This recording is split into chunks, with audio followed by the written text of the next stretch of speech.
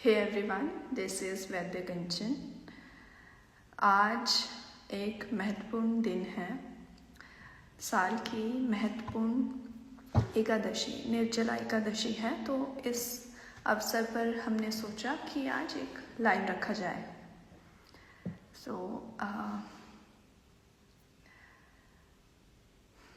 अब हम वेट कर लेते हैं लोगों को जुड़ने का और फिर शुरू करते हैं निर्जला एकादशी और इसके बारे में कुछ बातें। हाय वैद्य अभिषेक, हाय doctor Bhadrak,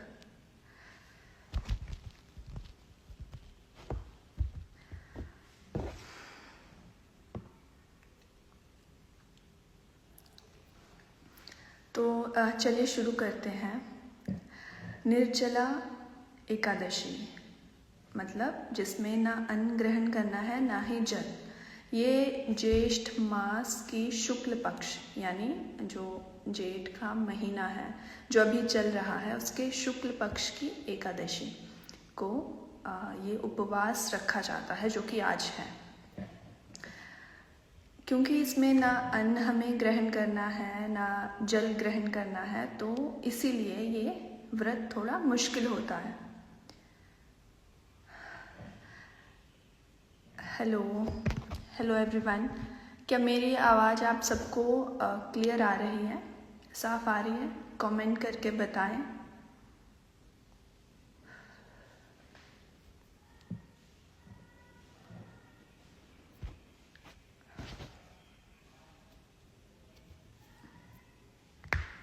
thank you Vaidyabhishek. तो चलिए शुरू करते हैं।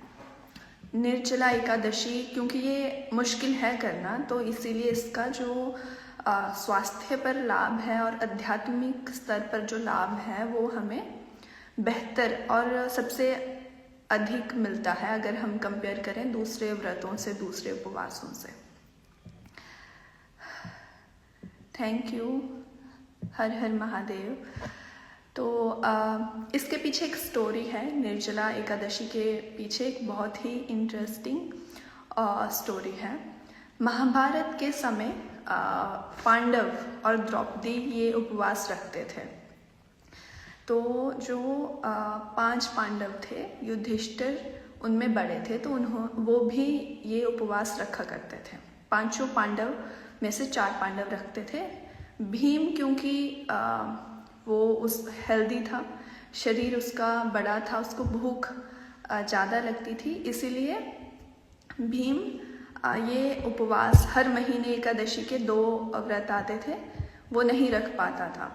तो भीमसेन को क्योंकि भूख उसको अधिक लगती थी, तो वो कोई भी उपवास नहीं कर पाता था। उसके भाई युधिष्ठिर उसे बोलते थे कि ये व्रत रखना चाहिए, क्योंकि द्रौपदी भी रखती है, सभी रखते हैं, तो उसको भी रखना चाहिए।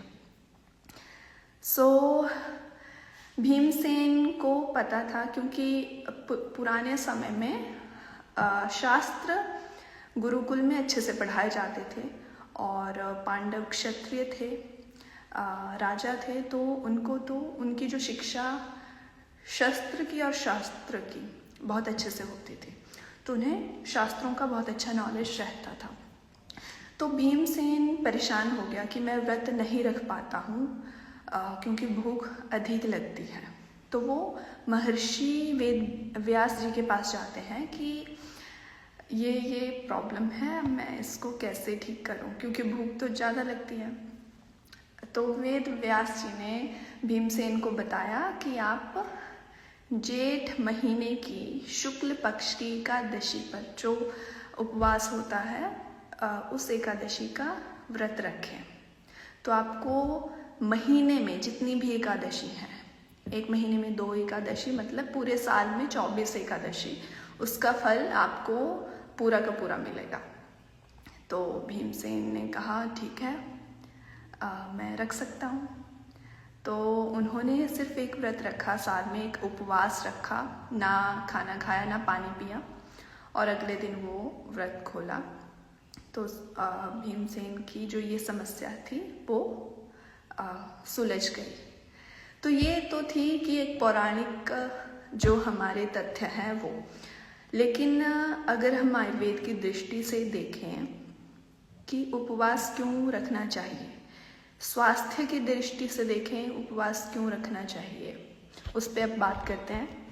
Hello Umar, hi Sohail, hello everyone, hello Keshav, hello mister Santa, hello Manoj ji, आप सभी को नमस्ते।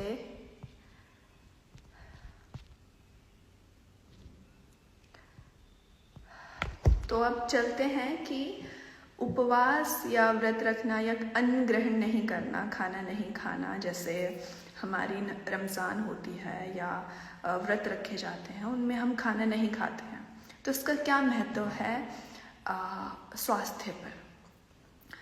आयुर्वेद में इसे एक चिकित्सा बताया गया है, लंघन चिकित्सा, लंघनम परम औषधम, मतलब कि शरीर के अंदर कुछ नहीं जाना चाहिए, खाना नहीं खाना, उपवास करना एक तरह की लंघन चिकित्सा है। इससे क्या होता है, हमारे शरीर की जो जठराग्नि है, जो पाचन क्रिया जिससे होती है, अग्नि जो है वो ठीक होती है, पाचन क्रिया बढ़ जाती है, जो अंदर गंदगी है उसको अग्नि पचाती है, और उस गंदगी को आयुर्वेद में आम की संज्ञा दी गई है, आम का नाम दिया गया है।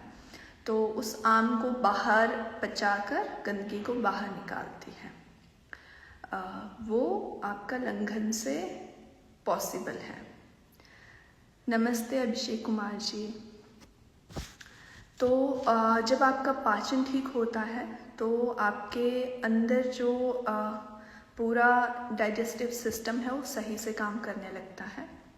लंघन से आपको मानसिक जो है स्पष्टता, मेंटल क्लैरिटी मिलती है, आपके जो थॉट्स हैं वो क्लियर होते हैं, शरीर हल्का होता है। उसके अलावा जो आपके इंद्रियां हैं, आपके सेंस ऑर्गन्स हैं, वो कंट्रोल में रहते हैं, नियंत्रण में रहते हैं, मन नियंत्रण में रहता है। और आयुर्वेद में यही कहा गया है, और काफ़ी शास्त्रों में, काफ़ी किताबों में हम देखेंगे तो हमें माइंड को कंट्रोल करने की बात कही गई है, और उपवास यानी फास्टिंग उसका सबसे बेहतर तरीका है जो हम सभी कर सकते हैं कि मन को कैसे कंट्रोल में रखना है। और हमारा सत्व, शरीर में सत्व की वृद्धि होती है जब हम फास्टिंग करते हैं, उपवास रखते हैं, तब हमें कोई भारी चीज़ें नहीं खानी है, और जो मानसिक जैसे तनाव है, क्रोध है, उसको भी कम करना है। फिजिकल और मेंटल बर्डन, प्रेशर ज़्यादा नहीं देना है। उपवास के दिनों में क्या करें, उस दिन सुबह ब्रह्म मुहूर्त में उठें, यानी सूर्य उगने से पहले उठें, कोशिश करें। और पहली चीज़ स्नान करें, उसके बाद जो भी आपके रूटीन का काम है, पूजा अर्चना है, वो करें। और अच्छी बुक पढ़ें, मौन रहें, क्योंकि हमने देखा है हम काफ़ी जो महत्वपूर्ण नहीं है वो भी बातें बोलते हैं, मतलब irrelevant talking we are doing nowadays, तो वो सभी करते हैं। मौन रहना सभी के लिए मुश्किल बनता जा रहा है, तो मौन ज़रूर रहे। हमारे साथ काफ़ी लोग जुड़े हैं, तो मैं आप सबसे एक प्रश्न पूछती हूँ। एक क्वेश्चन है कि क्या आपने कभी उपवास या फास्टिंग रखी है? अगर रखी है तो बिना खाने के रखी है या पानी भी नहीं पिया, इतना रखा है? कमेंट में ज़रूर बताएं। और मैंने रखा है, अगर आप मेरे से पर्सनली पूछें तो मैंने फास्टिंग की है, बिना पानी के भी की है, पर बहुत कम किए हैं, साल में एक बार ऐसे। आप सभी बताएं। हाँ, डॉक्टर भद्रक जी बोल रहे हैं, एक टाइम एक बार हफ्ते में एक बार ज़रूर रखते हैं। हाँ, कनेक्शन वीक था। वैद्याभिषेक जी फल आहार वाला फास्टिंग ही करते हैं, ये भी बेहतर है। काफ़ी लोग तो वो भी नहीं कर पाते। व्रत में पानी बिल्कुल नहीं पी सकते क्या? पी सकते हैं, वो आप पे डिपेंड करता है कि आपकी कैपेसिटी कितनी है, आपकी शरीर अभी की कंडीशन क्या है। अगर कुछ आपको वीकनेस ज़्यादा है, पानी या कोई बीमारी है कि आप फास्टिंग नहीं कर सकते, तो फ्रूट्स आप खा सकते हो या फिर ऐसा हल्का खाना खा सकते हो और पानी पी सकते हैं। डिपेंड्स कि अगर आप पानी के बगैर रह सकते हो तो आप रहिए, नहीं रह सकते तो पानी ज़रूर पीजिए।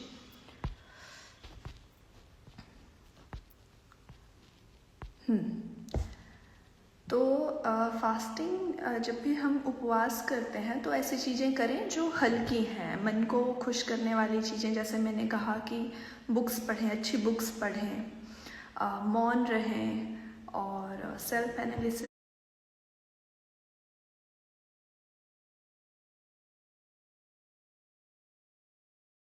क्रिएटिव कर सकते हैं। जिन लोगों को आर्ट पसंद है, ड्राइंग पेंटिंग पसंद है, वो ऐसी चीज़ें ज़रूर करें।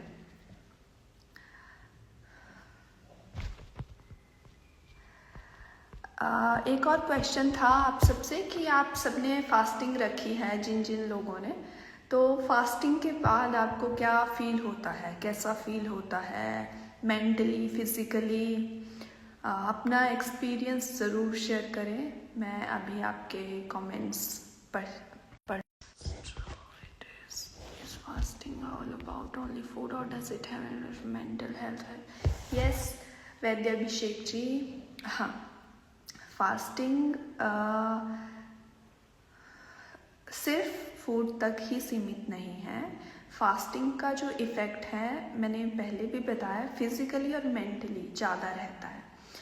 जब हमारे शरीर में आम पचने लगता है, गंदगी पचने लगती है, तो हमारा सर्कुलेशन, हमारा वात दोष जो है उसका रेगुलेशन सही से होता है। और एक बात और मैंने बताई कि सत्व बढ़ता है और मेंटल क्लैरिटी आती है, क्या सही है, क्या गलत, क्या करना चाहिए, और हम सेल्फ एनालिसिस अच्छे से कर पाते हैं। हमारे डाइजेस्टिव जठराग्नि को थोड़ा विराम मिलता है, आराम मिलता है। वैसे ही हमारे मन को और शरीर को भी मिलता है। जैसे आप ऐसा समझ लीजिए कि जिन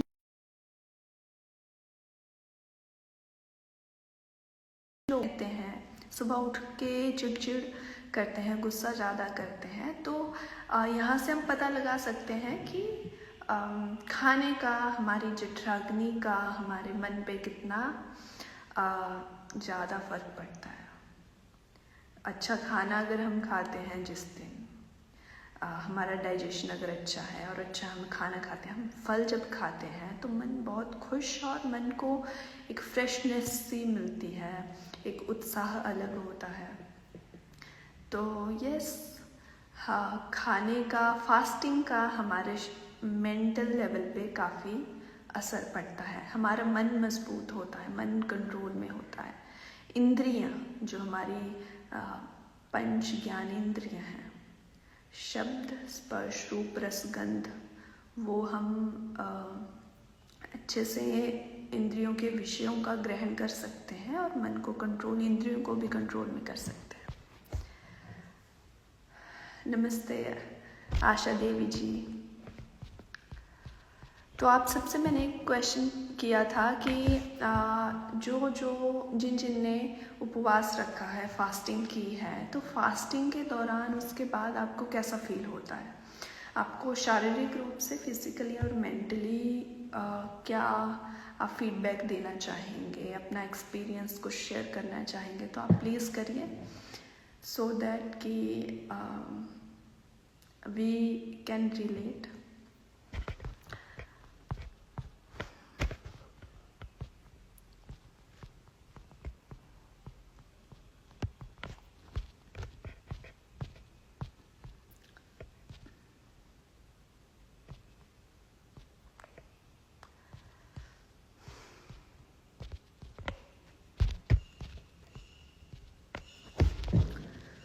तो ये था कि निर्जला एकादशी क्या है और इसे क्यों रखना चाहिए, और उपवास का, फास्टिंग का हमारे स्वास्थ्य पे और मन पे क्या असर रहता है, क्या इफ़ेक्ट रहता है।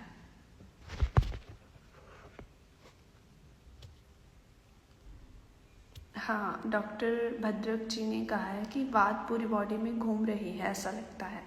हाँ, क्योंकि गंदगी जो है वो पचना शुरू हो जाता है हमारे पेट में, इंटेस्टाइन में जो है आम पचता है, तो वात घूमता है। वात जब घूमेगा, क्योंकि जो भी वात फंस गया होता है आम की वजह से, वो रिलीज़ होता है, तो आपको डकारें आ सकती हैं, आपको गैस पास हो सकती है। और एक हमें समय समय पे क्रेविंग रहती है कुछ खाने की, क्योंकि वो हमारी आदत बन चुकी है। खाना हम खाते हैं, हमें भूख कम लगती है, आदत हमारी ज़्यादा बनती है आज के टाइम पे, क्योंकि हर घंटे, हर 2 घंटे में हम कुछ ना कुछ खा ही रहे होते हैं, जो कि बिल्कुल गलत है, हमारे शरीर के लिए बहुत गलत है और बहुत सारी बीमारियां इससे होती हैं।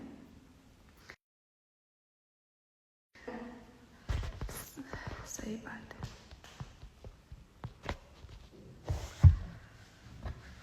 तो ये था फास्टिंग का।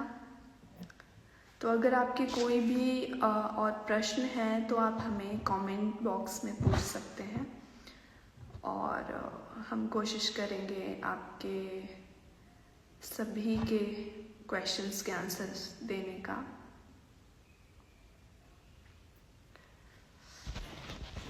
एक क्वेश्चन आया है कि chronic urticaria with IG level 150 क्या करें, बताओ।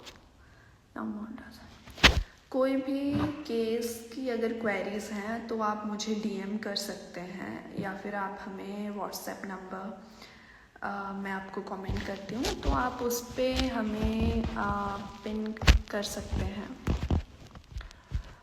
तो हम कोशिश करते हैं कि आपके जो केसेस हैं वो हम डिस्कस कर सकते हैं। आप डीएम भी मुझे इंस्टाग्राम में मैसेज भी कर सकते हो, तो हम उस तरह से पूरी हिस्ट्री लेके उस पर बात कर सकते हैं। डॉक्टर विमल सिन्हा जी।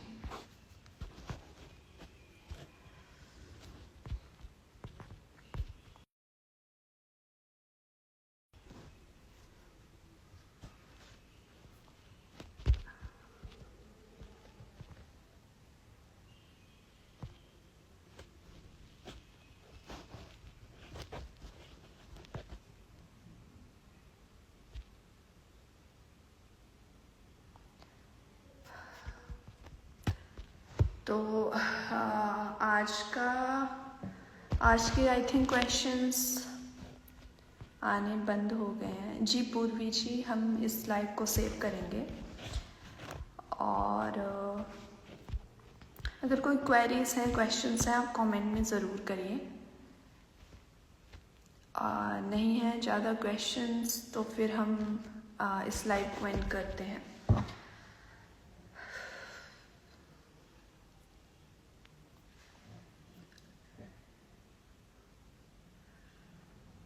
ठीक है, तो फिर हम इस लाइव को यहीं पे एंड करते हैं। आप सबसे मिलके बहुत अच्छा लगा। वैद्य जी, पहली बार व्रत रखा है तो सुबह से उबासी बहुत आ रही है। अभिषेक कुमार जी, आप बहुत अच्छी बात है, आपने व्रत रखा है, रखना चाहिए। इससे जो शरीर की गंदगी है वो आपकी बाहर निकलेगी। हाँ, आपको, क्योंकि हमारा बहुत सारा जीवन का या दिन का समय खाने में बहुत ज़्यादा जाता है, औरतों का खाना बनाने में, और फिर खाने हिस्सा सिर्फ खाना खाने बनाने में ही एक तरह से वेस्ट कर रहे हैं, वो भी अच्छा खाना हम नहीं खा रहे। तो जब ये थोड़ी आदत व्रत करते हैं तो आदत छूटती है या फिर रूटीन में थोड़ा सा चेंज होता है तो थोड़ा सा अनकंफर्टेबल लगता है, शरीर को मन को लगता है। पर अच्छी बात है, आप व्रत रखिए, आदत डालिए तो ये चीज़ें कम होंगी। व्रत से, उपवास से तो शरीर में एक्टिवनेस ज़्यादा आती है, उत्साह ज़्यादा आता है। पर आप कंटिन्यू करिए, रखिए। तो ठीक है, तो आज का लाइव हम यहीं पे ख़त्म करते हैं। मैं वैद्य कंचन, आप सबसे मिलके बात करके काफ़ी अच्छा लगा। हमारा पंचकर्मा सेंटर है गुड़गांव में, आदिशक्ति आयुर्तीर्थ सुपर स्पेशलिटी आयुर्वेदा और पंचकर्मा तीर्थ, गुड़गांव में सेक्टर 46 में। आप हमसे इस तीर्थ में आके मिल सकते हैं। और जिन भी लोगों को कोई परेशानी है तो वो हमें कंसल्ट भी कर सकते हैं। तो आयुर्वेद की औषधियों से, पंचकर्म से और नाड़ी परीक्षा से हम पेशेंट्स को देखते हैं, रोगियों के रोग को